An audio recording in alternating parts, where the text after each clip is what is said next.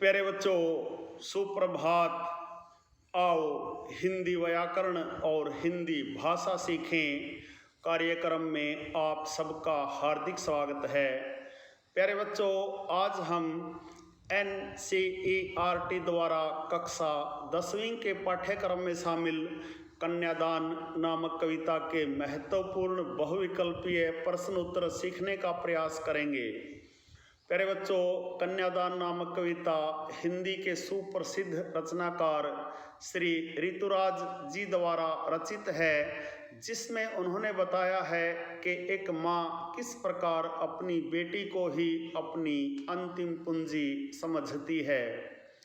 प्यारे बच्चों, आइए कन्यादान नामक कविता के महत्वपूर्ण बहुविकल्पीय प्रश्न उत्तर सीखना प्रारंभ करते हैं। प्यारे बच्चों, कन्यादान नामक कविता का पहला प्रश्न देखिए। कन्यादान कविता के कवि कौन हैं?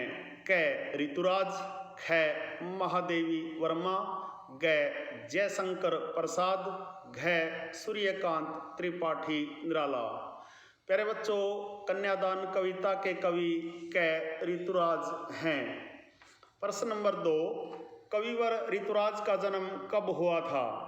क सन 1940 में, ख सन 1945 में, ग सन 1950 में, घ सन 1952 में।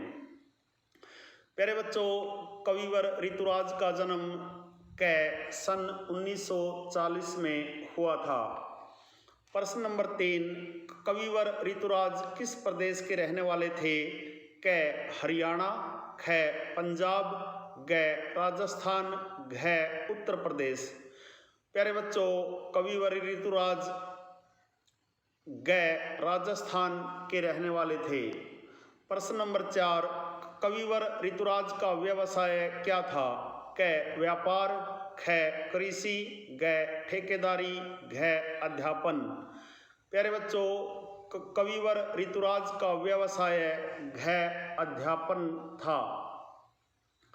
प्रश्न नंबर 5, कविवर ऋतुराज ने अपनी कविताओं में किस वर्ग के जीवन का अधिक वर्णन किया है? क शोषित वर्ग, ख अमीर वर्ग, ग अध्यापक वर्ग, घ व्यापारी वर्ग।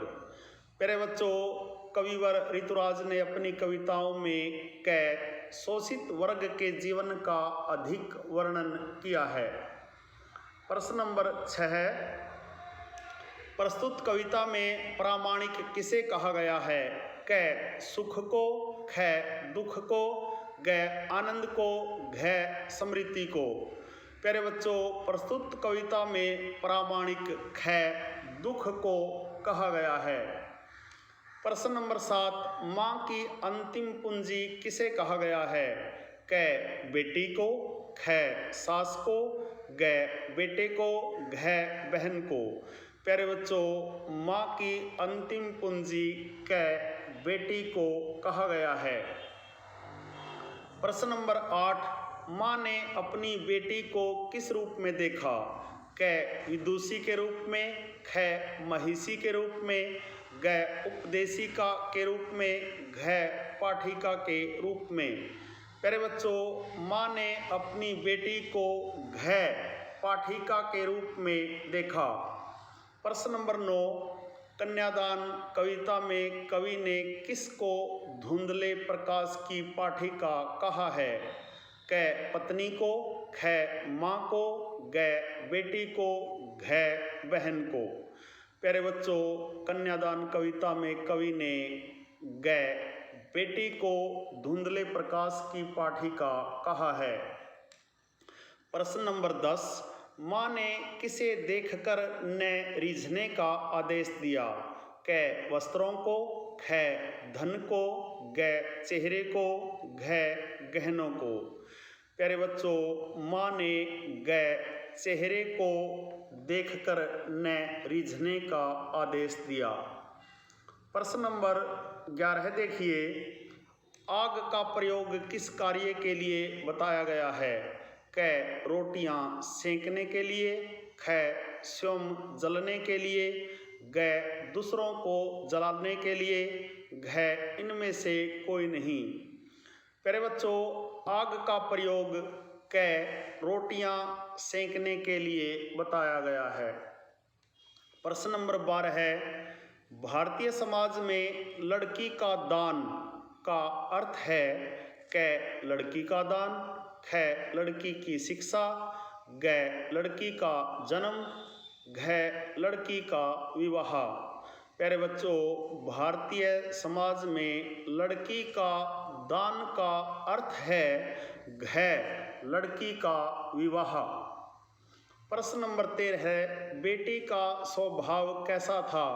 क चतुर, ख कठोर, ग भोला भाला, घ प्रवीण। प्यारे बच्चों, बेटी का स्वभाव ग भोला भाला था। प्रश्न नंबर 14 है, आग रोटियां सेंकने के लिए हैं, वाक्य का प्रतीकार्थ है क आग सही जलाना, ख रोटी ने जलाना, ग रोटी कच्ची ने रखना, घ यथोचित प्रयोग। प्यारे बच्चों, आग रोटियां सेकने के लिए है, वाक्य का प्रतीकार्थ है घ यथोचित प्रयोग। प्रश्न नंबर 15 है, लड़की जैसी दिखाई न देना से क्या तात्पर्य है? क शक्तिशाली बनना, ख शक्तिशाली न बनना, ग कमजोर बनना, घ कमजोर मत बनना। प्यारे बच्चों, लड़की जैसी दिखाई न देना से तात्पर्य है घ कमजोर मत बनना। प्रश्न नंबर 16 है, माँ बेटी को कौन सा पाठ पढ़ाना चाहती है? क जीवन के यथार्थ का, ख ससुराल में रहने का, ग खाना बनाने का, घ धर्म का। प्यारे बच्चों, माँ बेटी को क जीवन के यथार्थ का पाठ पढ़ाना चाहती है।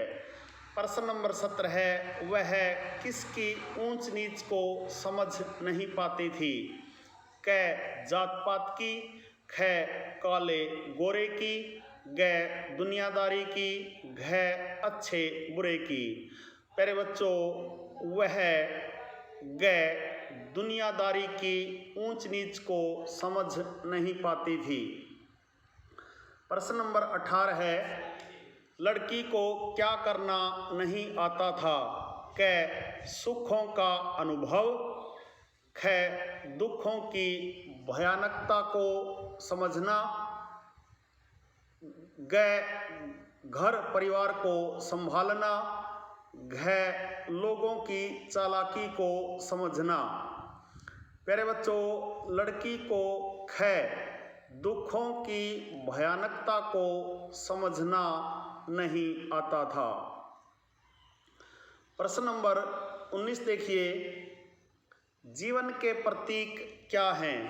क आग और लकड़ी, ख लकड़ी और पानी, ग दूध और पानी, घ आग और पानी। प्यारे बच्चों, जीवन के प्रतीक हैं घ आग और पानी। प्रश्न नंबर 20 देखिए, वस्त्र और आभूषण नारी जीवन में क्या हैं? क नारी जीवन का अंग, ख सुखों का एहसास, ग शाब्दिक भ्रमों की तरह बंधन, घ दुखों का एहसास। प्यारे बच्चों, वस्त्र और आभूषण नारी जीवन में ग शाब्दिक भ्रमों की तरह बंधन हैं। प्रश्न नंबर 21 देखिए, लड़की की माँ लड़की से क्या उम्मीद रखती है? क घर गृहस्थी का काम करेगी, ख शोषण का शिकार नहीं होगी, ग अपनी स्वतंत्रता बनाए रखेगी, घ उपरोक्त तीनों। प्यारे बच्चों, लड़की की माँ लड़की से उपरोक्त तीनों की उम्मीद रखती है। प्रश्न नंबर 22 देखिए, जैसे वही उसकी अंतिम पूंजी हो में अलंकार है। क उपमा अलंकार, ख रूपक अलंकार, ग यमक अलंकार, घ उत्प्रेक्षा अलंकार। प्यारे बच्चों, जैसे वही उसकी अंतिम पूंजी हो मानो वही उसकी अंतिम पूंजी हो में अलंकार है घ उत्प्रेक्षा अलंकार। प्रश्न नंबर 23, माँ पुत्री को किस तरह रहने को कहती है? क आलसी और सजग, ख निकम्मा और सचेत, ग चालाक और सजग, घ सचेत और सजग। प्यारे बच्चों, माँ पुत्री को घ सचेत और सजग रहने को कहती है। प्रश्न नंबर 24, कन्यादान कविता में माँ को अपनी बेटी कैसी पूंजी लगती है? क पहली, ख अंतिम, ग भविष्य की, घ धुंधले प्रकाश की। प्यारे बच्चों, कन्यादान कविता में माँ को अपनी बेटी ख अंतिम पूंजी लगती है। प्रश्न नंबर 25, स्त्री जीवन के बंधन कौन से हैं? क वैवाहिक बंधन, ख वस्त्र और आभूषण, ग कामकाज, घ प्रसाधन। प्यारे बच्चों, ख वस्त्र और आभूषण स्त्री जीवन के बंधन हैं। प्यारे बच्चों, यह थे कन्यादान नामक कविता के महत्वपूर्ण बहुविकल्पीय प्रश्न उत्तर। आशा है आपको अच्छी प्रकार से समझ में आए होंगे। प्यारे बच्चों, कन्यादान कविता के बहुविकल्पी प्रश्न उत्तरों पर आधारित आज का यह छोटा सा वीडियो यदि आपको पसंद आए तो इस वीडियो को लाइक, कमेंट और ज़्यादा से ज़्यादा शेयर करना कतई न भूलें।